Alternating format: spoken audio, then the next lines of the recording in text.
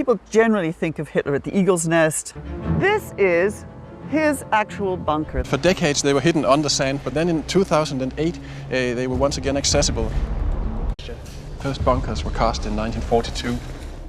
The maintenance worker's flashlight cut through the darkness like a blade through silk. 50 feet beneath what tourists knew as a charming Bavarian hotel, something impossible waited in the shadows. The concrete slab he'd uncovered wasn't just old, it was deliberately hidden, sealed with the kind of precision that suggested secrets worth killing for. What happened next would rewrite everything we thought we knew about the final days of the Third Reich. The year was 2023. The location, a remote forest deep in the postcard-perfect Bavarian Alps, were million-dollar chalets that mountainsides like scattered diamonds. This wasn't just any hotel renovation. This property, worth an estimated 12 million euros, had been drawing wealthy tourists for decades. Nobody suspected that beneath their luxury suites lay one of history's most terrifying mysteries. The maintenance crew had been called for a routine inspection. Foundation issues, they were told, simple structural work. But when Heinrich Müller, a local contractor whose family had worked these mountains for generations,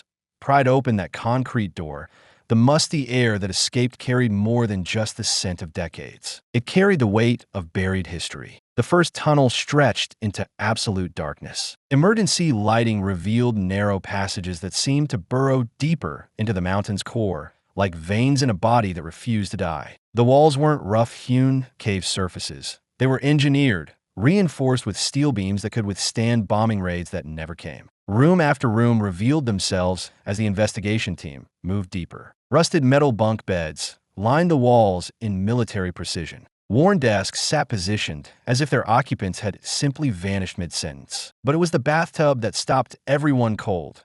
Completely intact, porcelain white, and remarkably clean. Too clean for something abandoned in 1945. Who maintains a bathtub in a forgotten bunker for nearly 80 years? Dr. Sarah Hoffman, one of Germany's leading World War II archaeologists, was among the first experts called to the scene. Her initial assessment sent shockwaves through academic circles. This wasn't built for soldiers or staff. The craftsmanship, the attention to comfort, this was designed for someone of extreme importance. The implications were staggering. Estimates suggest that over $4 billion worth of Nazi gold and stolen artwork remains missing from World War II. Could this remote alpine hideout be connected to that vanished fortune? As teams worked deeper into the complex, they discovered what changed everything. A chamber sealed with reinforced steel, built to specifications that dwarfed anything found in previously discovered Nazi bunkers. The size, the engineering, the strategic location, everything pointed to one terrifying conclusion. This might have been Adolf Hitler's final retreat. Military historians examining the site's construction patterns identified hallmarks of the most secretive Nazi building projects. The same engineering signatures found at the Wolf's Lair, Hitler's primary Eastern Front headquarters, where the failed July 1944 assassination attempt nearly changed history. But this Alpine complex showed modifications, improvements, lessons learned from years of underground warfare. The silence surrounding its construction made the discovery even more chilling. No local records mentioned any wartime building projects. No maps marked its location. Municipal archives dating back to 1935 contained no permits, no requisitions, no paper trail whatsoever. It was as if the place had been erased from official existence before it was even built. This level of operational security wasn't cheap. Nazi construction budgets for underground facilities often exceeded 50 million Reichsmarks per project, equivalent to over $200 million in today's currency. Money that could have funded entire military divisions was instead poured into holes in the ground that officially didn't exist. But why here? Why this specific mountain? This particular forest? Geographic analysis revealed the location's strategic brilliance. Hidden beneath what appeared to be an innocent alpine resort, the bunker sat at the convergence of multiple escape routes. Mountain passes that led to Switzerland, abandoned mining roads that connected to Italy, and forest paths that wound toward neutral territory. From this single point, someone could vanish into 3 different countries within hours. The more investigators studied the site, the more questions multiplied like shadows at sunset. If this was Hitler's emergency hideout, why had it never been used? If it was meant for high-ranking officials, were the bodies the evidence of final desperate hours? If it was designed for escape, why was it sealed from the inside? Local folklore, dismissed for decades as mountain superstition, suddenly took on sinister new meaning. Stories of strange lights moving through the forest at night during the war's final months. Tales of ghostly figures seen near the hotel long after it was supposedly empty. Accounts of unusual deliveries, trucks arriving after midnight,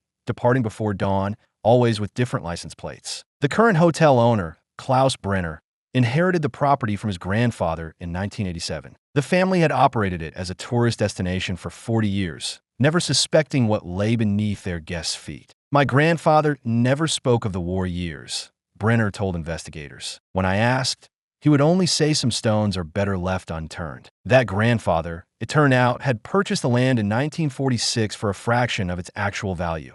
A transaction that raised eyebrows among post-war Allied investigators, but was ultimately cleared due to lack of evidence. Now, as archaeological teams prepared to explore deeper chambers that ground-penetrating radar had detected, one thing became terrifyingly clear. What they found so far was just the beginning. Because sealed behind walls that hadn't been opened since 1945, something else was waiting.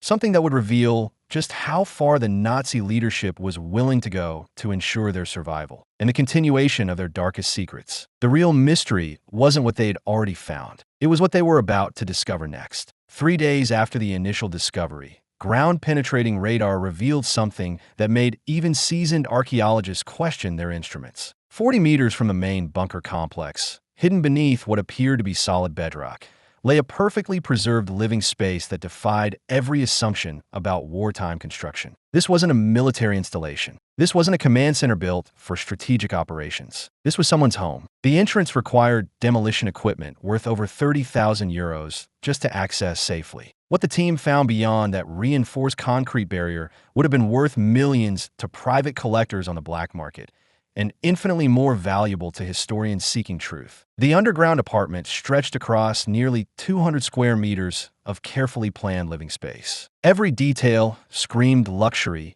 comfort, and long-term habitation. The study alone contained over 300 books, their leather bindings still intact after 8 decades underground. German classics sat alongside Latin texts on history, philosophy, and military strategy. The personal library of someone who expected to have considerable time for reading. Dr. Klaus Weber, a specialist in Nazi-era architecture from Munich University, examined the space with growing unease. The construction quality exceeds anything we've seen in similar facilities. This represents an investment of at least 2 million Reichsmarks, equivalent to $15 million today. Someone considered this occupant worth extraordinary expense. The bedroom contained a single bed, perfectly made with linens that somehow remained pristine. A wardrobe held civilian clothes in various sizes, suggesting either multiple occupants or someone preparing for different scenarios. But it was the personal items that transformed archaeological curiosity into historical terror. A polished monocle rested on the bedside table, as if its owner had simply stepped out for a moment. Beside it sat a pair of tall leather boots, gleaming despite their age, arranged with military precision. The leather alone would be worth thousands to collectors today, but their historical significance was incalculable. Then came the discovery that sent shockwaves through intelligence agencies across 3 continents. Hidden in the study's desk drawer, wrapped in oilcloth that had preserved it perfectly, lay a leather-bound journal filled with handwritten German text. Page after page of coded entries, dates, and observations, many ending with the same 2 initials that had haunted the world for decades. H. The implications were staggering. If authentic, this journal represented the most significant World War II document discovery since the liberation of concentration camp records. Conservative auction estimates for such an artifact would exceed $50 million if it ever reached the legitimate market. But authentication would prove as dangerous as the discovery itself. Handwriting analysis required samples that were among the most closely guarded documents in intelligence archives. Forensic laboratories that specialized in Nazi-era materials operated under security protocols typically reserved for nuclear facilities. The apartment's kitchen area revealed another chilling detail: supplies for extended isolation. Preserved foods, medical equipment, and a water filtration system suggested someone had planned to survive underground for months, possibly years. The investment in life support systems alone exceeded what most military installations received during wartime rationing. Most disturbing was the sitting room, where a vintage shortwave radio sat positioned to receive signals from across Europe. Technical analysis revealed modifications that extended its range far beyond commercial specifications. Someone had been prepared to maintain contact with networks that history claimed had been destroyed in 1945. But the apartment held one more secret, one that would launch an investigation spanning multiple countries and decades of buried history. Behind an innocuous wall-mounted bookshelf, investigators discovered something that changed everything. A hidden passage sealed with the same precision that had concealed the apartment itself. The opening revealed not just an escape route, but evidence of an underground network that dwarfed anything previously imagined. The tunnel beyond stretched into darkness that ground-penetrating radar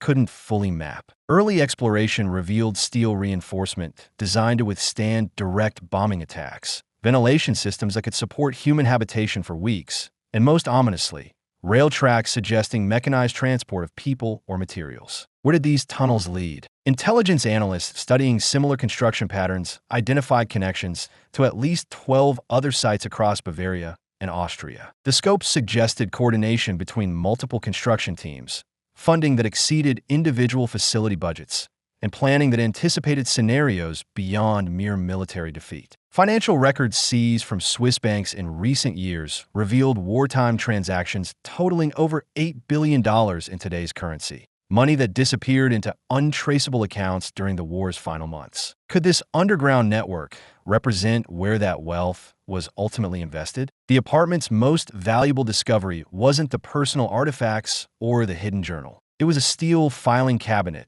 locked and sealed, containing documents that intelligence agencies immediately classified at the highest levels. What those papers revealed would remain hidden from public view, but their existence confirmed investigators' worst fears. Someone had been planning for survival long after the war's official end. The hotel above this underground complex told its own story. Property records revealed it had been constructed in 1947, just 2 years after the war's end, directly over the hidden apartment. The timing wasn't coincidental. It was camouflage. Klaus Brenner, the current owner, discovered his family's wartime activities went far deeper than simple real estate speculation. His grandfather hadn't just purchased land at below market prices.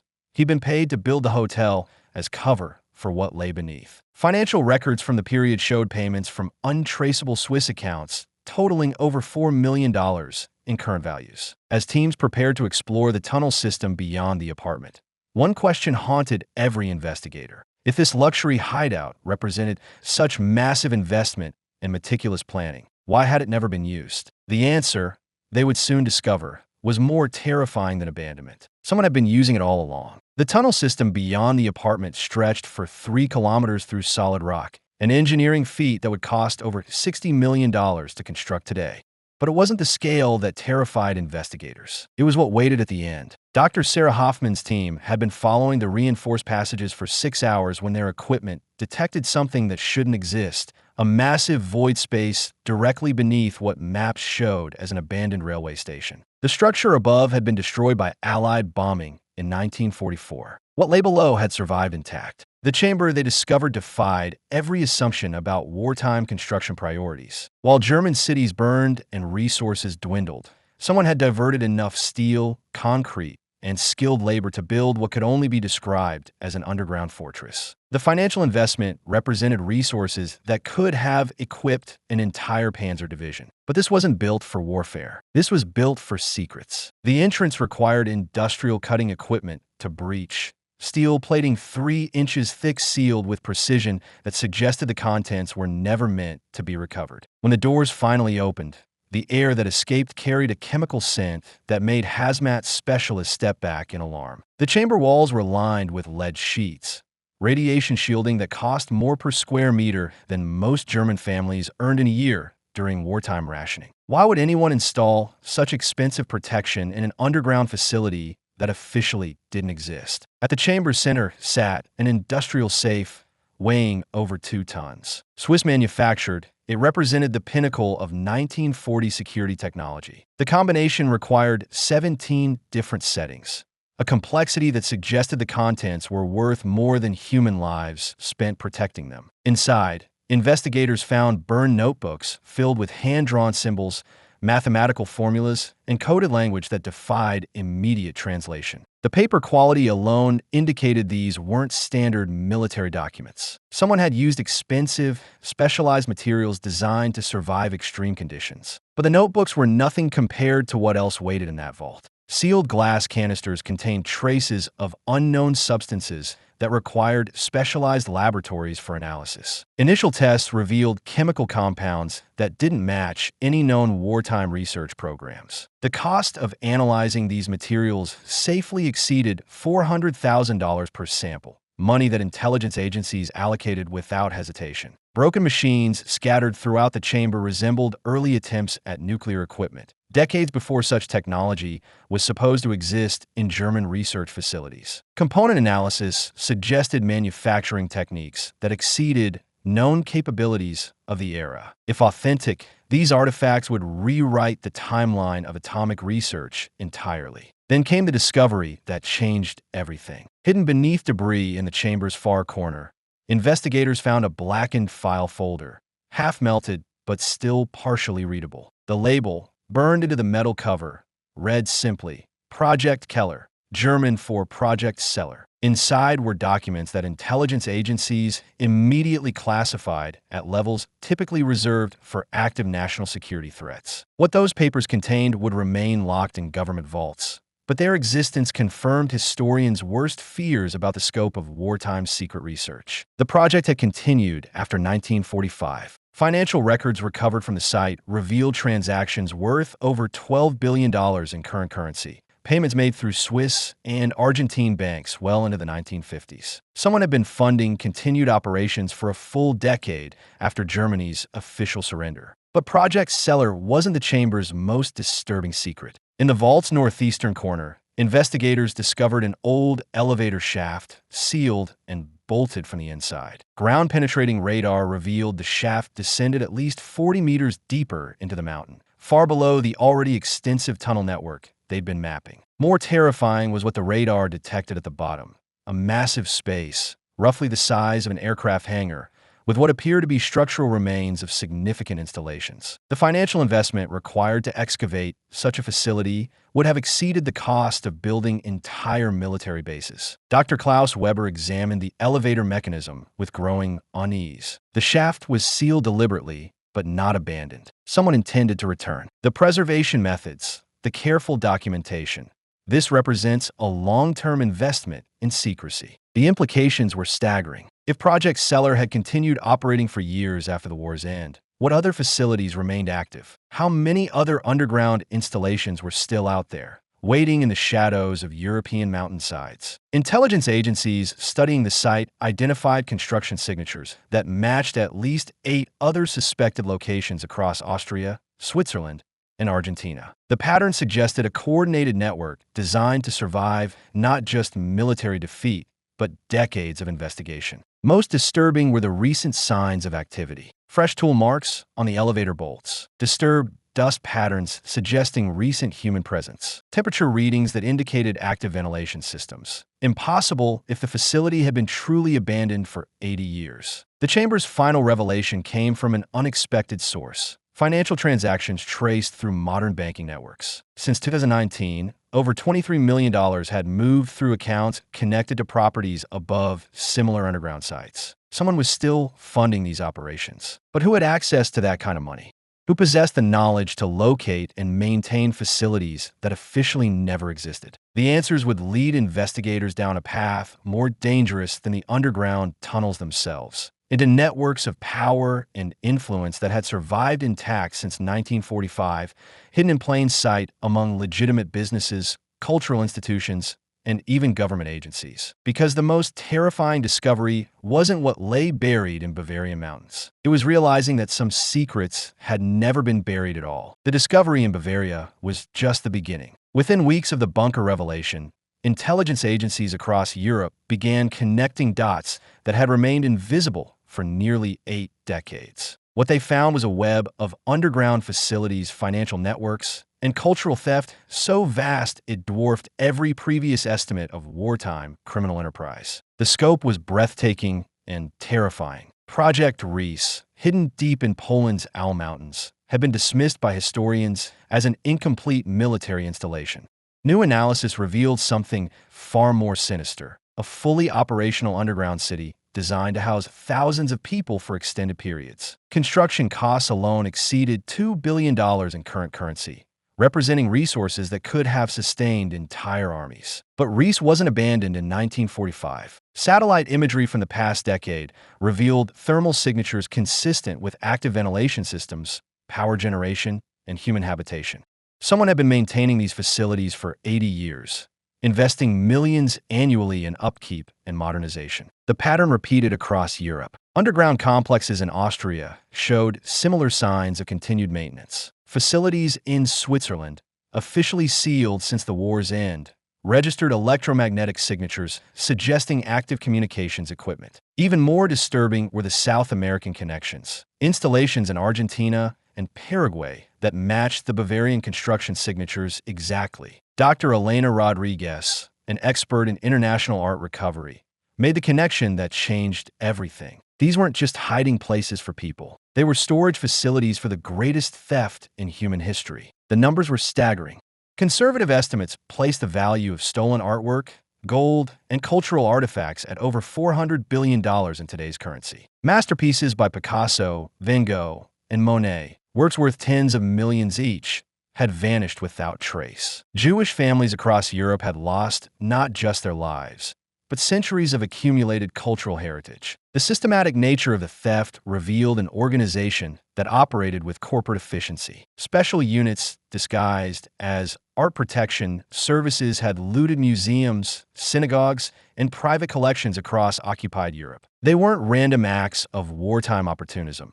They were carefully planned operations designed to finance long-term survival networks. Recent developments suggested the network was still active. In 2023, Polish authorities received an anonymous letter claiming knowledge of railway wagons sealed behind steel doors in forgotten hillside tunnels. The tip led to discoveries that sent shockwaves through international law enforcement. Ground-penetrating radar revealed man-made voids beneath the Polish countryside, spaces large enough to house entire train cars filled with stolen treasure. Preliminary estimates suggested the hidden cache could be worth over $50 billion, making it the largest wartime treasure discovery in history. But accessing these sites required navigating legal and political complexities that had protected them for decades. Property rights, international treaties, and jurisdictional disputes created barriers that seemed almost deliberately designed to prevent investigation. The legendary Nazi gold train represented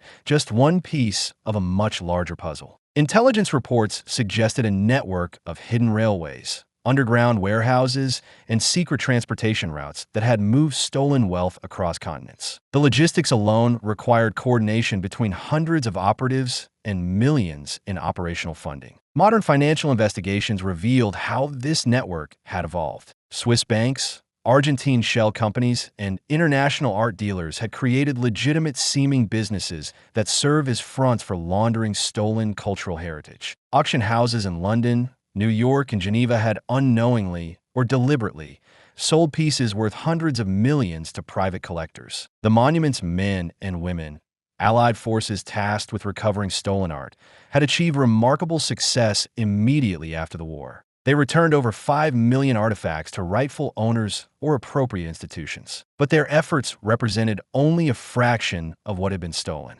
Hundreds of thousands of pieces remained missing, hidden in locations that official records claimed didn't exist. Recent breakthroughs in document analysis revealed why recovery efforts have been so limited. Key evidence had been deliberately destroyed or hidden in the same underground networks that housed the stolen goods. Maps, inventories, and transportation records, documents worth millions to investigators, had been sealed away in facilities that were designed never to be found. The financial implications extended far beyond historical curiosity. Insurance companies had paid out billions in claims for stolen artwork that might still exist in underground storage. Legal battles over ownership rights involved estates worth hundreds of millions. Museums worldwide faced potential claims for pieces in their collections that might have questionable provenance. But the most disturbing discovery wasn't the scale of the theft or the sophistication of the hiding network. It was evidence that the system had never stopped operating. Financial transactions traced through modern banking networks revealed ongoing operations worth tens of millions annually. Art sales, property transfers, and investment activities suggested an organization that had successfully integrated into legitimate business networks while maintaining its original criminal purpose. Intelligence agencies studying these patterns identified contemporary figures whose wealth and influence seemed disproportionate to their documented histories. Business leaders, cultural institution heads,